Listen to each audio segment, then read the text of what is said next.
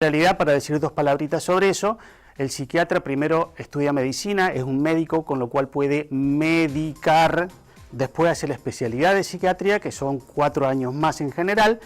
El psicólogo no tiene que pasar por la facultad de medicina, estudia directamente psicología, y el psicoanálisis es una de las ramas de psicoterapia, es una de las psicoterapias de las cuales vamos a hablar en un segundo, lo cual es normalmente un posgrado que lo puede hacer tanto un psicólogo como un psiquiatra, es decir, no es patrimonio de ninguno de los dos, ¿sí?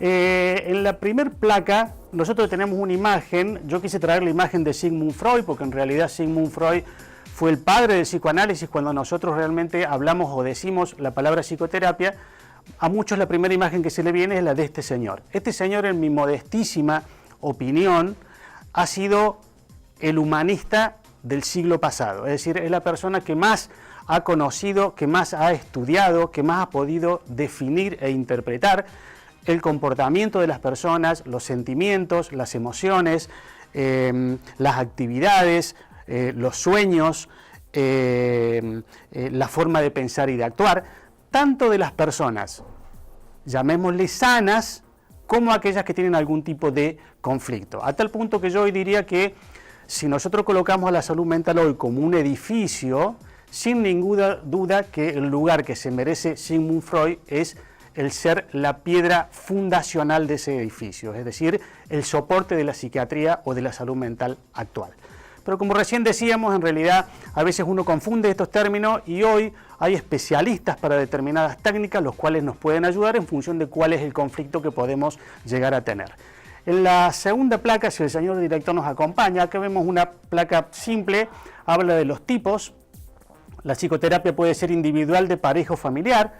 En el primer caso, en donde hablamos de psicoterapia individual, estamos hablando de alguien que tiene algún tipo de conflicto que hace que necesite de algún acompañamiento, de alguna ayuda psicoterapéutica para salir de esa situación, en donde si nosotros tenemos que decir que hay algo que está no sano, estamos hablando del individuo y la persona.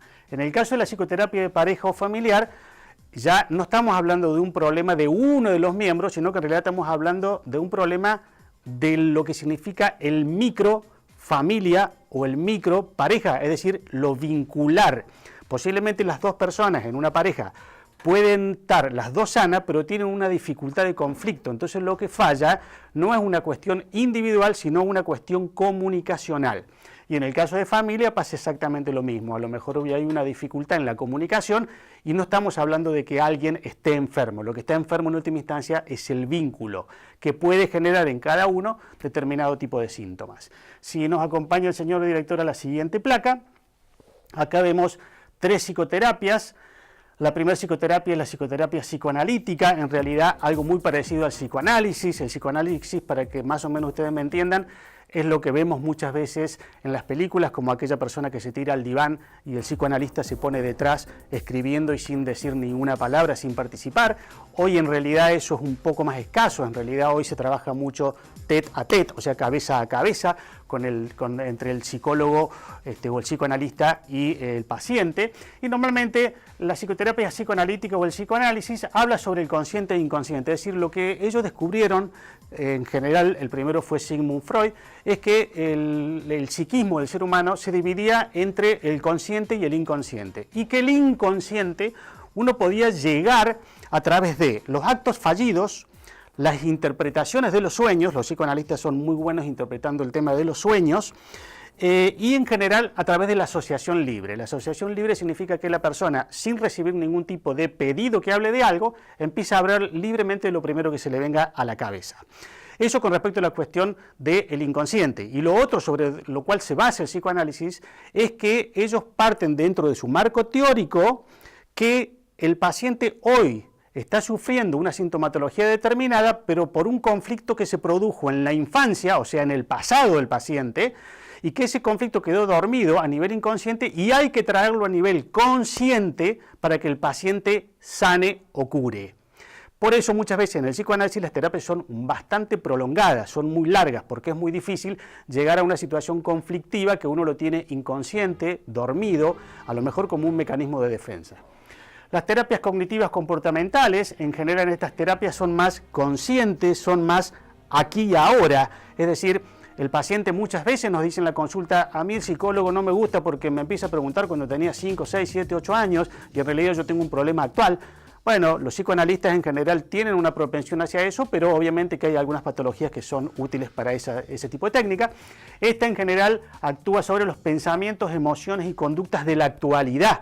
Es más presente, es más aquí y ahora. Es decir, cuál es el problema puntual que trae el paciente, cómo está pensando, sabiendo que ese pensamiento le va a traer una sensación determinada, una emoción determinada, y esa emoción determinada le va a traer una conducta determinada. Si yo tengo un pensamiento distorsionado, voy a tener una emoción distorsionada y voy a tener una conducta distorsionada. Y la conducta distorsionada va a ser un círculo vicioso con el pensamiento, entrando en una especie de túnel y de difícil salida. Lo que muchas veces hace el terapeuta con terapias cognitivas comportamentales es romper ese vínculo para crear una nueva forma de pensar o de percibir la situación, la realidad, para que los síntomas tiendan a desaparecer de esa manera. La terapia humanística habla sobre la maduración única, individual y la autorrealización de las personas, es decir, los seres humanos tendemos de manera individual a ser uno, es decir, cada uno tiene su pensamiento, cada uno tiene su forma de actuar, cada uno tiene su forma de pensar de manera individual, y en general todos tendemos a tener o a cubrir nuestras necesidades básicas, la de comer, la de dormir, la de tener un techo, la de tener un trabajo, etcétera, etcétera. Pero una vez que nosotros tenemos esa base de sustentación, tendemos a escalar en la pirámide solicitando una autorrealización superior. Muchas veces, ante esa autorrealización, nosotros nos quedamos en la mitad de un proceso y eso puede generarnos síntomas, con lo cual podemos necesitar un acompañamiento psicoterapéutico.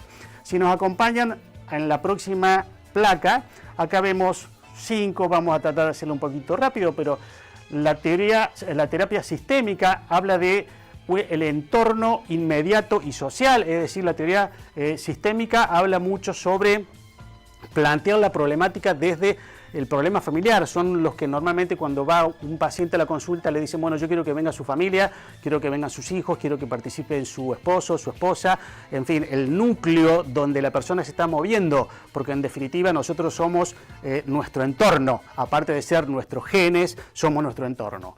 La teoría gestáltica habla del insight, la libertad y la autodirección. El insight es el autoconocimiento. Muchas veces nosotros no nos conocemos, a veces tenemos algunos miedos que ni siquiera nos hemos dado cuenta ni sabemos que existen, y cuando los planteamos dentro de una cuestión psicoterapéutica, bueno, esos miedos salen a relucir. Eso significa me estoy conociendo y en función de eso voy a actuar. La terapia breve es un conflicto emergente. Vamos a suponer que yo soy un trabajador y de repente tengo un conflicto con mi jefe. Eso es un conflicto emergente, es decir, yo soy una persona que en teoría no tengo ningún problema de índole psicológica como para acudir a un psicólogo, pero de repente aparece un problema, el cual muchas veces un psicólogo con terapia breve me puede ayudar a solucionarlo. La terapia breve es buena desde el punto de vista que va directamente al conflicto, es decir, no me va a averiguar mucho sobre mi situación infantil, mis pasados, etcétera, etcétera, y normalmente empieza en una fecha determinada y tiene un corte que, digamos, puede durar 10, 11, 12, 13 sesiones, pero saber más o menos aproximadamente cuándo empieza y cuándo termina. La terapia de grupo es una interacción de grupo. Esto de la terapia de grupo es cuando un psicólogo o un psiquiatra interacciona con personas que tienen en general las mismas patologías. Por ejemplo, se pueden juntar a todas las personas adictas y hacer una especie de terapia de grupo. Eso significa interacción en donde uno se suma o le suma la actividad o el proceso o la mejoría que el otro tuvo, ya que en función de lo que el otro hizo me puede ayudar mucho a mí. Vamos a hacer una pequeña diferenciación entre lo que es una terapia de grupo y un grupo de autoayuda.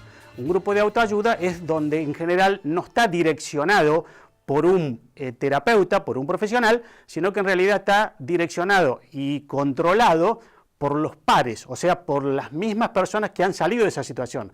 Como por ejemplo Alcohólicos Anónimos. Alcohólicos Anónimos es una excelente asociación en donde en términos generales se maneja, se controla entre los pacientes y expacientes o que están bajo control permanente y pueden llamar a lo mejor a algún profesional a hacer algún tipo de visitas. Y la terapia de apoyo es el refuerzo del yo, es decir, muchas veces yo puedo, como dije recién, puedo tener un estado psíquico bueno y en alguna circunstancia determinada empiezo a bajar mi autoestima por X causa, en donde tengo que reforzar el yo, a lo cual un psicólogo me puede ayudar bastante en eso.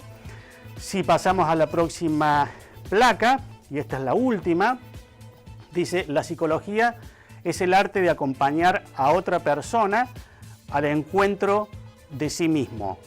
En realidad también quiero desmitificar un poco, y terminando con esto, que existe a nivel popular. Ustedes saben esa famosa frase de yo no voy al psiquiatra porque no estoy loco, ni tampoco hace falta estar medianamente loco para ir al psicólogo y totalmente loco para ir al psiquiatra. Quiero aclarar bien que la expresión loco es una expresión popular, no es una expresión científica. Nosotros normalmente no utilizamos ese tipo de términos, pero en conclusión quiero decirles que considere al psicólogo, a la psicoterapia, como herramientas posibles para mejorar su calidad de vida. Y como siempre digo, cuidemos nuestro cerebro.